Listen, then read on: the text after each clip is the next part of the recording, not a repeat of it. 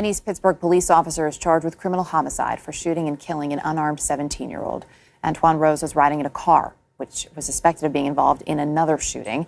Officer Michael Rossfeld shot Rose as he tried to run away. Joining me now for their first interview since that officer was charged, Antwon's mother, Michelle Kenny, his sister, Kyra Jamison, and their attorneys, Esley Merritt and Fred Rabner.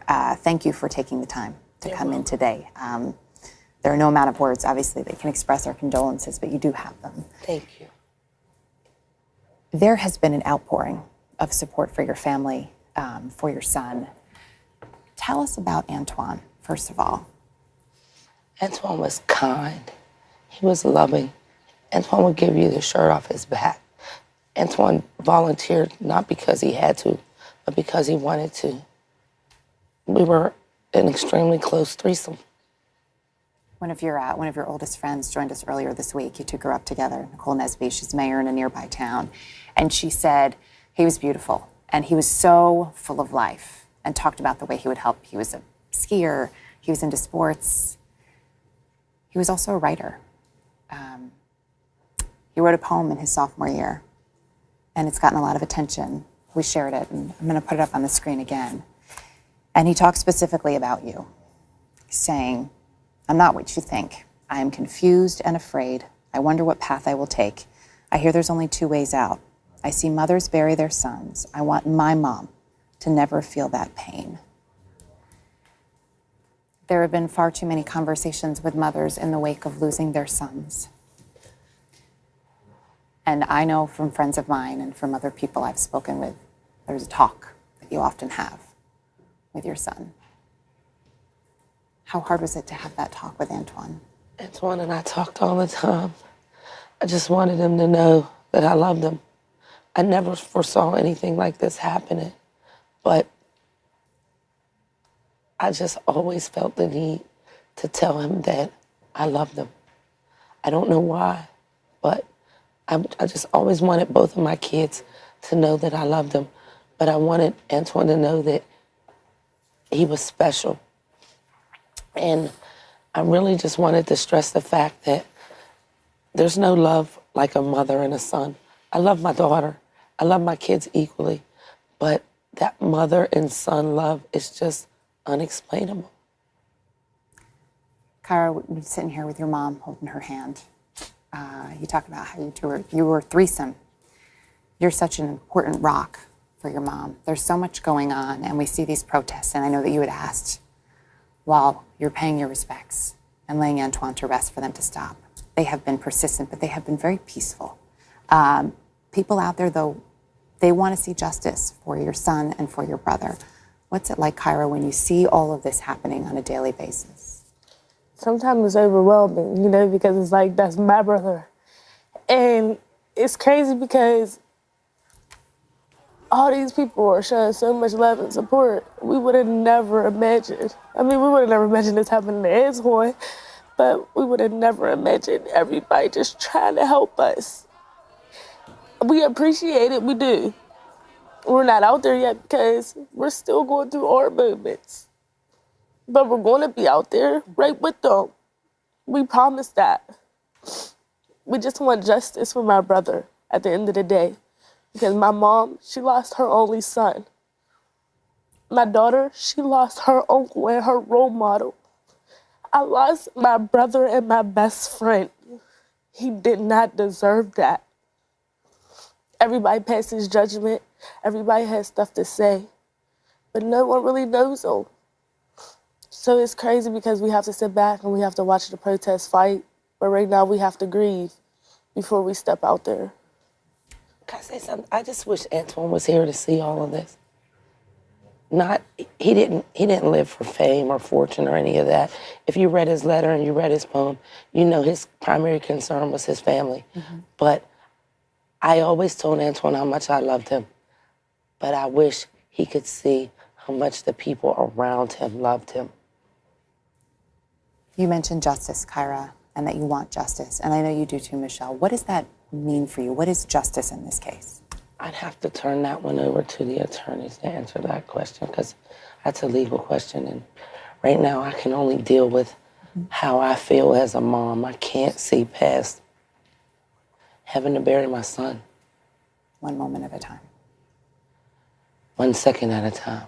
I'm holding on. I don't know how to explain it. There probably aren't words. No, I just pray no one ever after me has to feel this way. No one. The officer's out on bond right now. How do you feel about that? I buried my son. He's not coming back. We have pictures, memories. I'm glad we do, but I have no words. No words. I mean, for me, I buried my only son. I buried my baby.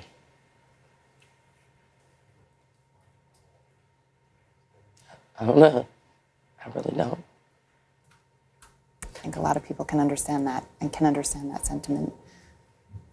We talked about justice. You said that's more of a legal question for you right now. Lee, what is justice? Justice in this case means not only the charges, which we appreciate, but an actual indictment, an actual prosecution that results in a conviction and appropriate sentencing. So in a lot of these cases that we've walked through over the years, we see the initial charges that pacifies the protesters and the community, but it doesn't result in a conviction. It is very difficult anywhere in the country to get a conviction of a law enforcement officers. Police officers, because of the nature of their profession, they're given automatic credibility, even when they engage in some of the most heinous behavior. And so seeing this through a conviction is going to take a continued resolve, a continued investment from the community and commitment from the prosecutors involved. There were some calls early on for the county attorney general, in this case, Steve Sapala, to step down. Here's part of what he had to say following the charges. I find that Drosfeld's actions were intentional, and they certainly brought about the result that he was looking to accomplish. He was not acting to prevent death or serious bodily injury. Based on that, there were some calls initially because there was concern about bias with Sapala. Fred, do you believe there's still a reason that he needs to step aside? Should this be handled by the state AG, by the DOJ? I'm going to let Lee address that issue, and then I'll get back to justice if I have a... Sure. Yeah, our concern is Mr. Sapala has been superb in his investigation and his commitment to this family. He sat down with this family immediately afterwards and explained how he viewed the case, and it is in line with how we view the case. However, as a practice, and throughout his tenure, he's never successfully convicted a law enforcement officer. And the definition of insanity is to continue to do the same thing expecting a different result. And so we are considering asking the Attorney General to step in, who's made the offer. And Mr. Sapala even said that he would be open to that. We appreciate his skill, his acumen, his commitment, but we don't necessarily have the confidence that that office is capable of successfully prosecuting officers just because of their inherent bias. And Michelle, as we leave, just give us a final thought about Antwon.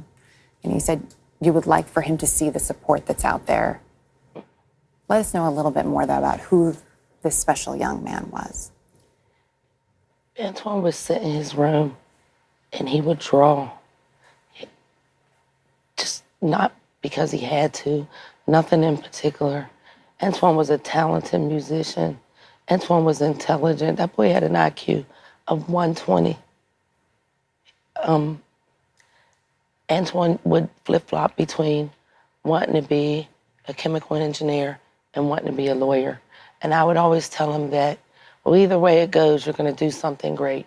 If you become a chemical engineer, you're going to design something great. You're going to create something great. If you become a lawyer, you're going to have probably the biggest case of your life. I never knew that Antwon would be the victim on the only case of his life. I really thought that if he became a lawyer, he would change the world. Hopefully, through this tragedy, though, he does change the world. Erica, if I could... We're just really tight on time. I want to make sure Michelle had the last word on Antwon. Thank you all for joining us, Michelle, Kyra, Lee, Fred. We appreciate it, and we'll continue to follow this. Thank you. Thank you so much.